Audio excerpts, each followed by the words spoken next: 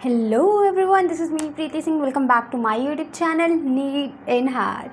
In today's video, I'm going to share how I score 170 out of 180. So, अब मतलब मेरा क्या था कि जाहिर सी बात है जो नीट एस्पिरेंट होते हैं उनका मेनली फिज़िक्स वीक होता है, तो मेरा भी फिज़िक्स ही वीक था। एंड आई थिंक मेरे पिछले 2-3 ड्रॉप्स में जो मेरा सिलेक्शन रुका था वो डेफिनेटली फ़िज़िक्स की वजह से रुका था। तो मेरे 2021 में आई थिंक सिर्फ 70 मार्क्स थे एंड 2022 में 170 मार्क्स। तो इतना बड़ा ट्रांजिशन मतलब कैसे आया है मैं वो डिस्कस करना चाहती थी इस वीडियो में। आई थिंक ताकि वो जो टिप्स हैं वो आपको भी हेल्प कर सके। तो जो सबसे आपको पता है कि जो फिज़िक्स है वो एक कंसेप्चुअल सब्जेक्ट है, ठीक है। फिज़िक्स में कंसेप्ट इज़ मैंडेटरी। अगर आपके कंसेप्ट स्ट्रॉन्ग नहीं है ना तो आप घंटा कुछ नहीं उखाड़ सकते, ना आपका सिलेक्शन हो सकता, ना ही आप कभी फिज़िक्स में अच्छा स्कोर कर पाएंगे। तो कंसेप्ट बिल्डअप करने के लिए मैंने क्या किया था, लाइक इन नीट 2022 में जब मैंने प्रिपरेशन शुरू की थी तो मेरे को पता था कि मेरा पूरा फिज़िक्स बहुत ज़्यादा वीक है। तो मैंने सारे लेक्चर्स देखे थे from unit and dimension to semiconductor.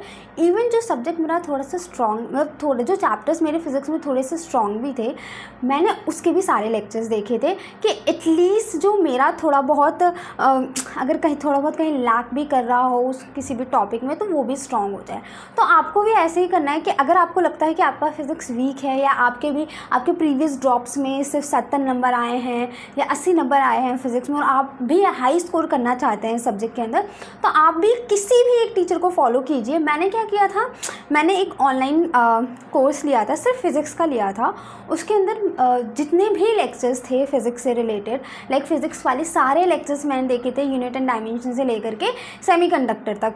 आपको भी सारे लेक्चर्स देखने और फोकस के साथ देखने और अपने कंसेप्ट पूरे बिल्डअप करने हैं।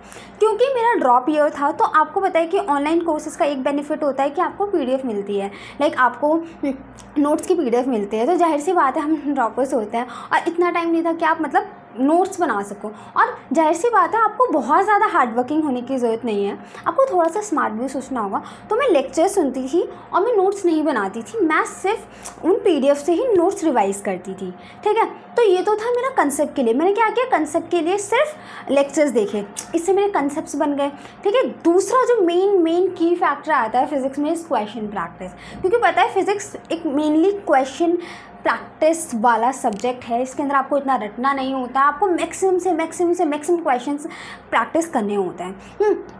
क्योंकि आपको पता है कि NTA बहुत ही अनप्रेडिक्टेबल एजेंसी है। आपको नहीं पता कि पेपर इस तरह ईजी आएगा या टफ़ आ जाएगा, तो आपको हर तरीके के क्वेश्चंस प्रैक्टिस करने हैं, चाहे वो ईजी हो, चाहे वो मीडियम हो, चाहे वो टफ़ हो। एक बार को टफ़ आप थोड़े टाइम के लिए साइड कर सकते हैं, अगर आपके पास इतना टाइम नहीं है तो इजी और मीडियम तो आपको डेफिनेटली करने हैं, और आपके पास टाइम बचे तो आपको टफ भी करने हैं। तो ये तो हो गया क्वेश्चन प्रैक्टिस का। मैंने आई थिंक बहुत सारे क्वेश्चन प्रैक्टिस करे थे, बहुत सारे के सारे DPP लगाए थे, सारे क्वेश्चन बैंक्स करे थे। तो आपको क्वेश्चन प्रैक्टिस भी मैक्सिमम करनी है। इवन फिजिक्स के अंदर तो क्वेश्चन प्रैक्टिस मैंडेटरी है, ठीक है। ये मेरी दूसरी चीज़ थी जो मैंने की थी, जिसकी वजह से मेरा फिज़िक्स में 170 स्कोर आया है।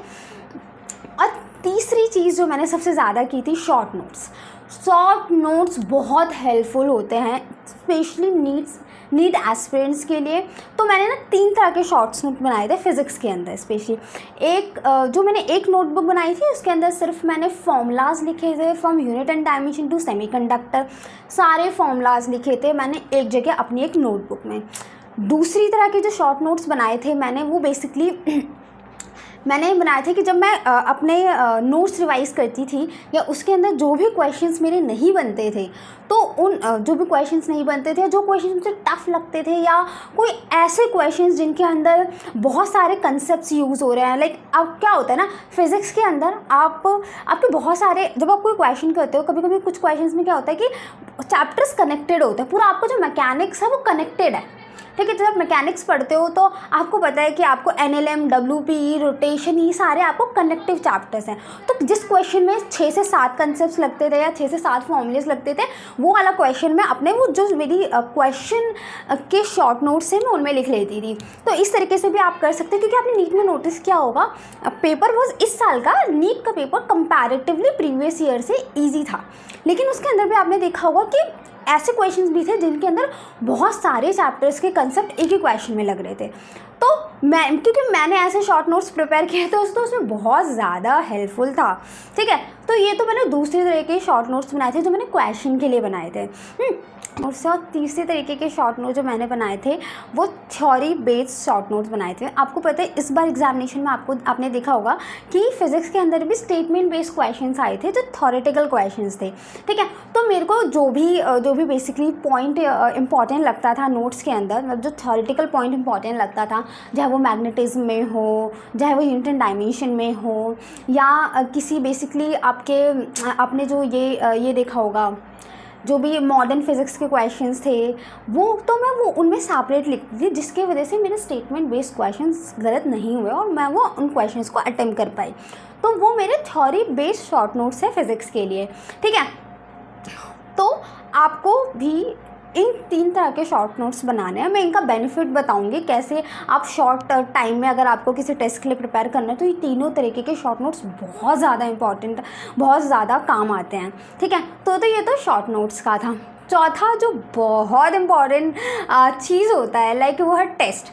आपने कितना भी पढ़ लिया हो लेकिन आपको कैसे पता चलेगा कि यार मेरे को इतना आता है या ये मेरी चीज़ स्ट्रॉन्ग है या कहाँ पे मेरे को प्रॉब्लम आ रही है, वो आपको टेस्ट से ही पता चलता है। तो मैंने फ़िज़िक्स से, क्योंकि मैंने सिर्फ एक फ़िज़िक्स का कोर्स लिया था, सेपरेट कोर्स लिया था, तो उसके अंदर फ़िज़िक्स के ही टेस्ट पेपर थे, चैप्टर वाइज पार्ट टेस्ट थे सिर्फ फ़िज़िक्स के, फिर फुल टेस्ट भी थे, तो ऐसे टेस्ट थे। तो मैंने सारे टेस्ट दिए थे। आपको भी कोशिश करनी है कि आपने जो भी टेस्ट सीरीज़ ली है आप उनके सारे टेस्ट दें, ठीक है। फिजिक्स के टेस्ट बहुत इंपॉर्टेंट है। टेस्ट से आपको पता चलता है कि यार आपका कौन सा टॉपिक वीक है और आपको कौन सा टॉपिक जाके रिवाइज करना है। तो मैंने मैक्सिमम इवन आई थिंक मैंने सारे ही टेस्ट पेपर्स दिए थे, चाहे वो पार्ट टेस्ट हो चाहे वो फुल टेस्ट हो। तो आपको भी सारे टेस्ट देने हैं, ठीक है। ये तो हो गई आपकी 4th चीज़। जो 5th चीज़ थी वो थी टेस्ट एनालिसिस।